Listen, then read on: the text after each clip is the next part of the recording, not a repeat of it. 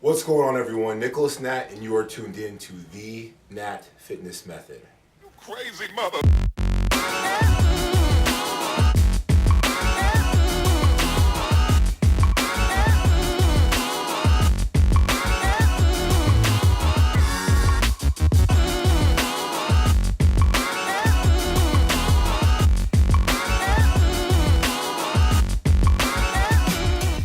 So my goal with this show and company are to be able to provide you with precise, actionable steps that can help you move diligently and effectively through obstacles and find your point B.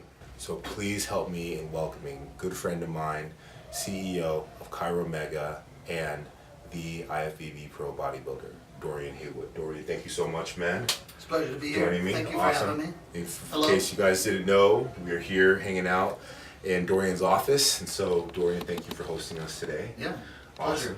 Awesome. So, I want to start off with a few things. Obviously, Dorian, a lot of people know that, you've been bodybuilding, they see the physique, and, congratulations off of a very successful first call out and top finish in the Indy Pro. Thank you. We have California coming up, and then possibly Muscle Mayhem, right? I heard that show got canceled. I think I'm out there. So you're out, okay. Yeah, so, I think we're going to do this show here in 3 weeks and shut it down for a little while. Okay. Hopefully I'll win this show here in 3 weeks, There and that we go. qualifies me for the O, because that's my goal. Right. But if not, I'll probably shut it down and wait for that Romania show in November. In November, okay, so I have some time off to build back the body and focus on some other things, okay? So you've been bodybuilding for over 19 years. Competitively for over 19 years. Over 19 years. I've been weight training and lifting, trying to excel my physique and my performance for going on 22 years. Now, you started really getting into lifting initially because you were always a wrestler, right?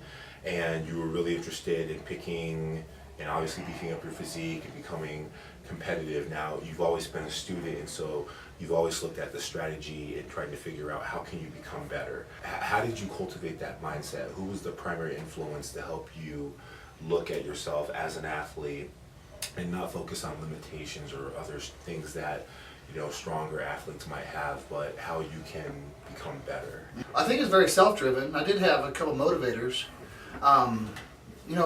Like you said, I was a wrestler. My sophomore year, I was right around the 90-pound mark. So I needed to gain some weight to be more competitive at the 103-pound class. So I started utilizing weight training to increase my performance and get my body weight up, and it worked fantastic because I went from being, to the point where I'm just maintaining a winning record to the point where I'm really not losing. And that led me to 2 different state championships. And that kind of paved the way for where I wanted to go. I can't think of anybody specifically in that time frame that was a motivator for what I was going to do, but I do remember I would always have like flex magazines, and I would use those to kind of like learn how to structure workouts or how to structure my nutrition. And that's kind of how I started, like educating myself on what I need to do to advance my own physique. Now, you were able to go to Ball State University, right? And in that time, obviously you're a student, right? So can you expand on why being a student of life or being a student to passion is so vital to you and how it serves you? Well, I think I'm just kind of a driven individual. I set a high standard for myself, and there's a lot I want to achieve in my life, whether it be short-term or long-term. Sure. So what type of steps do you need to set up to get to that point? And, for me, it kind of started with this physical standard. How do I get better at wrestling? And once wrestling was over, I had to look at different types of goals to set for myself. So, being at Ball State was kind of an interesting experience because there was no wrestling team there. I was actually coaching women's gymnastics at the time for most of my stint at Ball State, so that kind of avoided that aspect of physicality and where I needed to direct my own my own fitness. I got into pretty much full-time bodybuilding as soon as I went to Ball State University, and it was nice because I had plenty of time on my hands and plenty of resources for food. And that's what it takes to grow. I think you said in 1 year you ended up gaining like 50 pounds. It's my first year at Ball State. You know, I went from wrestling 125 my senior year in high school to weighing 175 pounds. 175 pounds.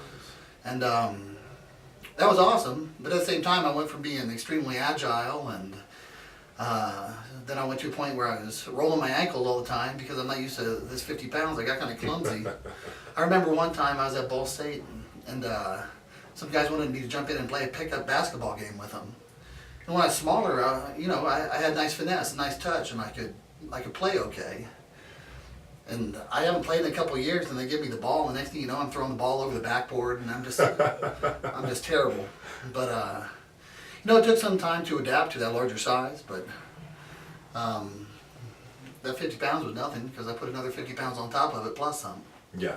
You had said something to me in our talk that we had previously. There was that you never had a goal of becoming like an IFBB pro bodybuilder. Like it was never something that was so definitive. When you pursue things that you passionately care about, we tend to focus on the excitement, right? Like what could potentially happen and what will that feeling generate, and the unconscious mind manifests that in the body. Then I think people go through letdowns, right? They end up failing and they don't get the first place. Mm-hmm. They lose the championship game. They don't get into the school they want. They don't get the promotions. And I think what's very common and what most society would argue is that that's just the human condition. If something doesn't work out, oh, it wasn't meant to be, and then you sort of see this complete opposite. Yeah. And for you, it's been the very consistent and very incremental progressive. How do you been able to sustain that? Well, I think you touched on something that I haven't really thought about, but it makes perfect sense to me now. But like I said, when I was a freshman and sophomore, I was significantly underweight as a wrestler. And I'm going against these guys that are bigger, stronger, and more advanced, and they are kicking my ass in some cases. And I don't like this. And I'm going from a place where earlier in my wrestling career, I could compete against guys my size. Moving in high school, wrestling these bigger guys. I think I took in a large dose of humble pie those first 2 years because I'm going to a place where I'm not used to losing, where I almost need to find some type of comfort in it because it's happening much more often than I like. So I think that in itself, kind of toughened my chin so I can take one and get back up and go again. But I'd always look at some of these guys that are in the Olympia or winning these shows, and my self-perception of myself is this guy under 100 pounds versus these guys that are competing in the top of the bodybuilding field that are competing at 250 pounds plus. Because that was the day of the mass monster. Right, right. But it just seems like such an unfathomable approach for me to want to pursue bodybuilding on that level. It just hasn't crossed my mind at that point in time in my life that I could achieve something like that. So I think I had a significant mental barrier set for myself that I eventually had to break down over the years. Because like I said, being under 100 pounds, it's hard to fathom being a 250-pound professional bodybuilder. But at some point in time along the way, I had to break that down and realize that that mental barrier I set for myself when I was young was something that was holding me back from my goals that I want to achieve directly in front of me. When did that process take place? Was it, in a very short span of time? Did it just happen incrementally, or was it just like a snap for you? I can't say it was.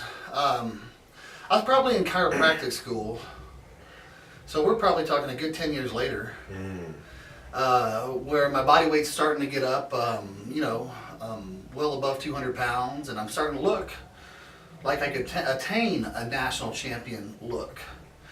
And once I started to see that, I started to believe that. Then once I started to pursue that, things just kept getting better and better and better. And, I've always had this belief in myself because I know what kind of physique I have. I know what I look like when I've got a good pump or got my nutrition right. When I'm looking at my best, I know what I look like. And I can compare that to the other national champions out there. And I realize, I'm not too far off. A little fine-tuning here and there. And I think I can be competitive with them and eventually work my way up into being a pro. And so you're able to go onto the stage in 2014 Junior Nationals and you win the entire show. Yeah. Your class in, which was light heavyweight, there it is. Right there. Right there. Right there. Look at that thing. He makes that look light. And not only did you win your class, but you also won the entire show. Okay, talk to me about, you know, something of that caliber in your life, going and winning, putting in the work. How does that feel? That was almost like an out of body experience. That was just the entire thing seemed like it was preconceived. Let me prelude a little bit. I think we're talking about my third national show. So I go in, I do the USA's in 2012. Right. I think I pull 16th. I go Junior Nationals 2013, get a 4th place finish. USA's 2013, I get a 11th place finish. Then I go into Junior Nationals, and I finally score my first national win. This is your fourth national Fourth show. national show. Excellent. And you know, I can't say I placed all that high in the previous national shows that I did, but going into this show, it's like I was coaching myself at the time, and I laid down a plan. This is what I need to do this far out in terms of nutrition. This is where I need to place my cardio. This is how I need to approach my training. And I laid the whole plan down before I ever started it. And it's just like a plug and play type of thing. All I did was follow the plan, and it ultimately resulted in, you know, the overall win. And it was just something about that experience. It's just the fact that, you know, I set this plan and I didn't deviate from the plan at all, and the plan played out exactly how I wanted it to. This is what made it so surreal. Now, in that, you know that you're so close to, now at the time, what is possibly an opportunity and what probably is within the arena, within the foresight of pro card, right? Mm-hmm. So we end up going to Pittsburgh this same year, fresh off of a win in June. Mm-hmm. You go to Pittsburgh, and you end up with a great placing, but it wasn't the placing you wanted. I think my next show was the USA's. Was it you? It was USA's. Mm-hmm. It was USA's. That season I did USA's, and I ended up getting first call out for the first time. Took 7th place. Then I ended up going to Miami and doing nationals that year. It was the following year that I kind of got humbled again with some lower placements in 2015. So I did my junior national win in 2014. 2015 I did USA's North Americans Nationals. Actually, yeah, I take that back. I did USA's North Americans, just those two. And going from first call out in USA's with a 7th place finish, I ended up getting 11th at USA's in 2015 and 12th at North Americans. So it's taking a step back. And actually that second show, with the North American show, right after the show was over, it was like, that's when I met my coach, and it was meant to be almost, you know. The time was right, and the stage was set. I'm almost looking for answers for the fact that I had a very successful season the season prior, and this next season I seem to be getting knocked down a notch. So, you know, like I said, you know, I'm looking for answers, looking at how I can improve things. And in my lap falls Dave Calick, my coach. And pretty much from that moment, we've been working ever since. Talk to me about why that worked for you. What characteristics about his methodology or his approach did you connect with and like? Dave's a great guy. There's multiple reasons that me and him work together so well. You know, me personally, yeah, I've got a degree in exercise science. I've got the background when it comes to training. I've been doing this for so long. I've got a degree in chiropractic. I mean, on paper, you know, I'm one of the most qualified coaches out there, but why would a qualified coach need another coach? I always get that question. You know, people always ask me, like, well, why do you have a coach? And honestly, Dave hit me at just the right time. Not only is he somebody who's going to kind of point me in the right directions, I also feel like we have some type of spiritual connection. Mm-hmm. And honestly, I don't think I would have a coach if it just happens to be that me and Dave, our personalities line up so well. Mm-hmm. And one of the reasons that I've really adapted to Dave and I'm so appreciative of is because not only did I find a coach, a mentor, and a friend, but I also found somebody who believes in me probably more than I believe in me when it comes to my ability to move up the ranks as a professional bodybuilder. So, I mean, his moral support is huge. Using him as an external hard drive to bounce my thoughts off of is huge. Because sometimes, you know, when we're dieting down and we're getting close to show, we're not there 100% mentally. We're not. So you might make a brash decision that might affect your physique negatively. So he's great. If I've got an idea of something, you know, I can bounce it off of him. And, you know, he might call me back the next day and be like, hey, what we talked about yesterday, great idea. Or the opposite. He's like, I don't know about that. But I wanted somebody who's been through the ringer, you know, somebody who has a lot of time in the industry as well as education, and kind of went through the school of hard knocks. And David was just the guy. He was at the right place at the right time. He's the right person, right personality. And together, you know, we're a team. It's great. It's been an absolute pleasure working with him, and I agree I'm a better bodybuilder because I've been affiliated with him. You have a successful year in 14, 15 comes around, you know, it just kind of crumbles, and, you know, we're able to connect with coach, and then in 2016, what happens? Well, I think one of the things that was restricting me in 2015 was the weight class cutoff. So heavyweight weight class cutoff is I think it's 225 and a quarter. 225, yeah.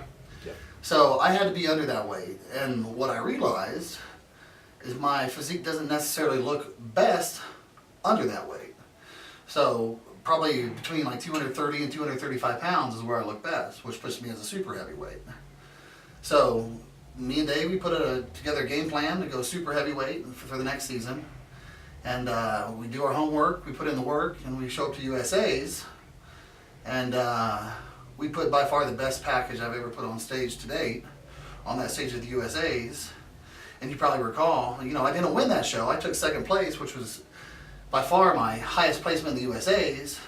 Against a very worthy bodybuilder. Yeah, I got the, you know, I've been a personal fan of Rashid Oldacre since I met him in 2012 at the state show, or 2011 at the state show. So when he was an amateur, I was still a fan of him because he was massive. At that state show, I was a light heavyweight, and he won the show as a super heavyweight. And I remember seeing him backstage, and he was just a silhouette Massive. of muscle. Yes. And immediately impressed. Fast forward, you know, 5 years to be jumping up 2 weight classes and going head to head with this guy when he's at his best. It was a really surreal experience, because it's just one of those things, you know, I was kind of alluding to earlier, you know, when I was under 100 pounds looking at these 250-pound Olympian bodybuilders, it's like, I can't see myself ever getting there. Right. But at the stage of 2016 USA's, it's like, all of a sudden I've got this feeling like I've arrived. Yes. And I'm in shape, and I pushed Rashid for everything he was worth. Yes. You know, I beat him in conditioning, and my shapes and aesthetics were on. It's hard to deny his mass, though. I think I showed up at 231 pounds. He showed up at 271 pounds. 71 dry. Uh-huh. Those of you who don't know how hard that is to get in bodybuilding, stage-worthy conditioning at 270 pounds.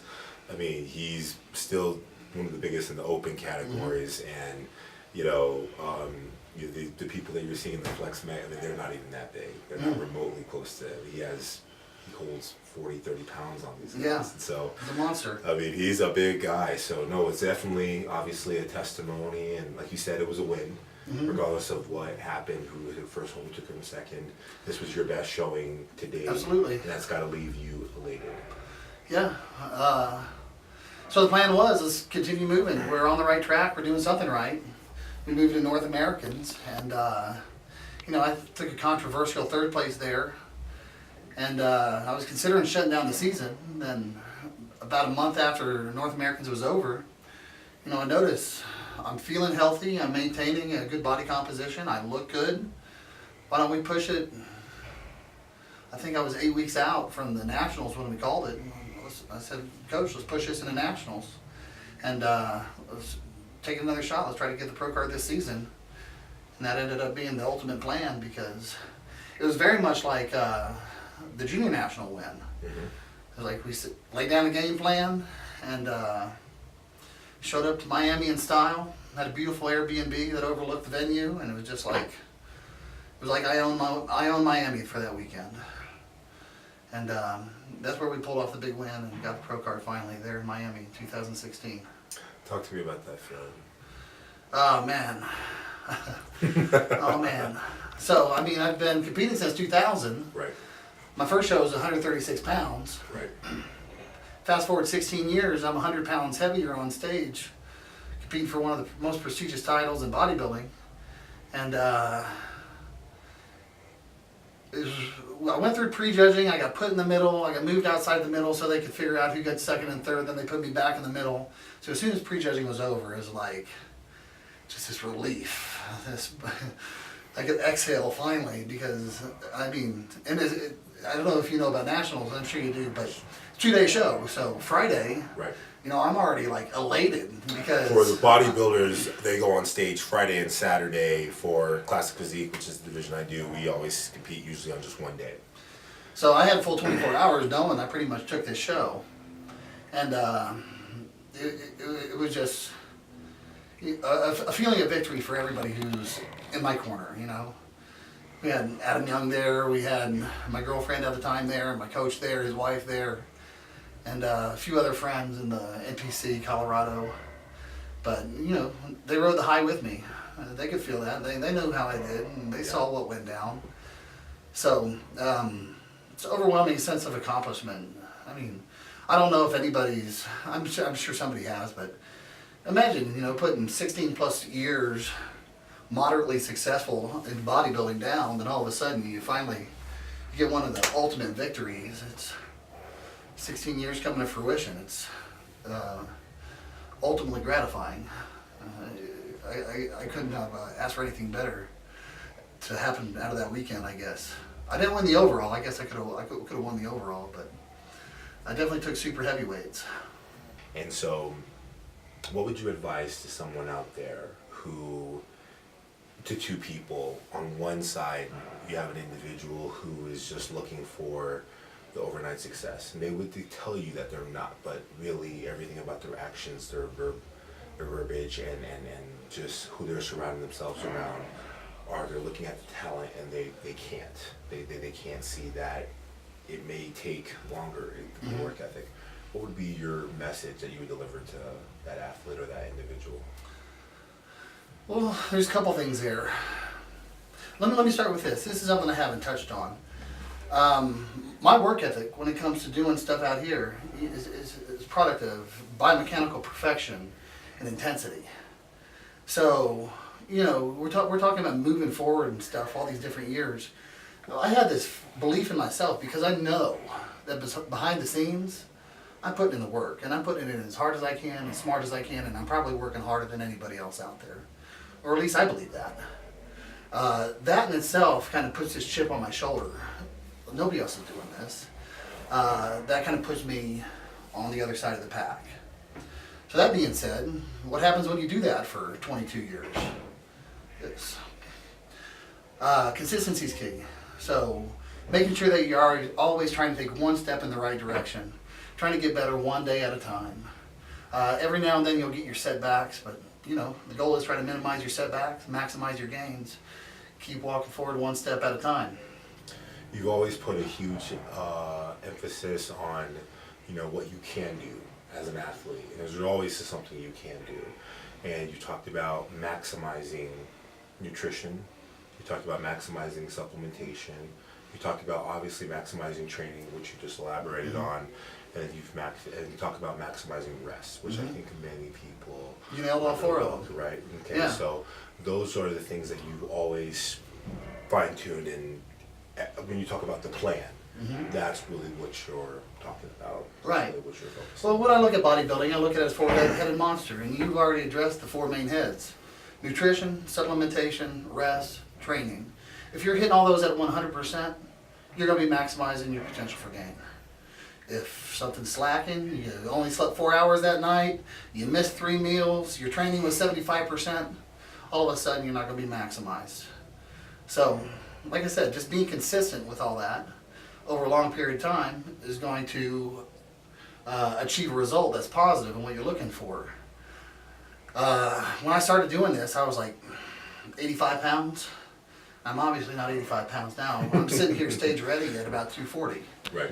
That does not happen overnight. That took me, 20 plus years to be able to achieve.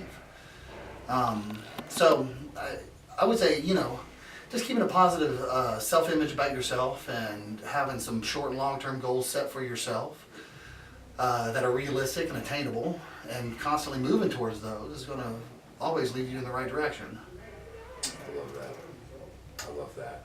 I want to get a chance to definitely ask you the last question because I know we're almost out of time, but really quick, Dorian, if anyone out there who's been really inspired by the story, any chiropractic work, they'll possibly want to know more about your story, or just fascinated to connect, how can they do that? They can reach out to me. They can hit me up on my phone number, 720-633-4249. Probably easier to hit me up on social media. I'm Dorian Haywood DC on Facebook. I'm Chiromega, CHIROMEGA, on Instagram. And honestly, that's where most people find me, through Instagram these days. So my last question, Dorian, is what is the impact that you want to have on the bodybuilding community, not just in the shorter term, continuing to elevate yourself as an athlete, but eventually when you graduate bodybuilding? Good question. That's a really good question. When I'm done with bodybuilding, and I can't see myself having more than 10 years in me. I'm 36 now, so I think if I could put another 5 to 10 years of bodybuilding professionally, and I'd create a pretty successful bodybuilding career, and I'd feel accomplished, and I'd feel like I could rest easy thinking I've done everything I could do with bodybuilding. I think right now there's a fine line to how much I can contribute to my patients, to the people that I train, and to myself to make this whole thing be successful. And being a professional bodybuilder is very, very consuming. With the amount of food you need to consume or not consume. Modestly said. The amount of cardio you need to put in, the amount of training. It takes a lot of time. And especially when you get to the point where you're depleted, you don't have a lot of energy to work with people. I really do find I need to limit myself to how many patients I can work with a day or how many clients I can train in a day, because I've got this saying, I feel if I can't give somebody 100% of what I got, I'd rather give them nothing, because I'm always looking to create a positive outcome with people I work with and want to put a good impression about my work onto them. So I think when bodybuilding is done, I'm going to have a lot more time to be able to focus on athlete development as well as patient care. So, and I think that will be way more lucrative than me bodybuilding, because I don't know what you know about bodybuilding, but unless you're one of the top couple place winners in the world, you're not making money doing it. It's the opposite. Right. It's a giant hole where all your money goes. So, I can see myself just putting way more focus into the people I'm working with, opposed to focusing so much on myself.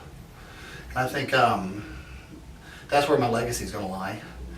Not just in what I did as a bodybuilder, but what I did in helping bringing up others, not just with their health, but also potentially with their physicality as well. Awesome. Awesome. Dorian, thank you for the time. Thank you for the genuine answers, and it was an incredible story. Absolutely, man. Thanks for having me. I really appreciate it. Guys, definitely feel free to connect with Dorian, as you can hear from... I'm right here at Armbrust Pro Gym. Right here at Armbrust Pro Gym, down in Kipling, Arvada, Colorado. You guys, I cannot begin to tell you the amount of tenacity and the amount of ambition that it takes. And so feel free to definitely reach out, definitely leave your answers and messages, and we look forward to connecting with you. Until next time, signing off.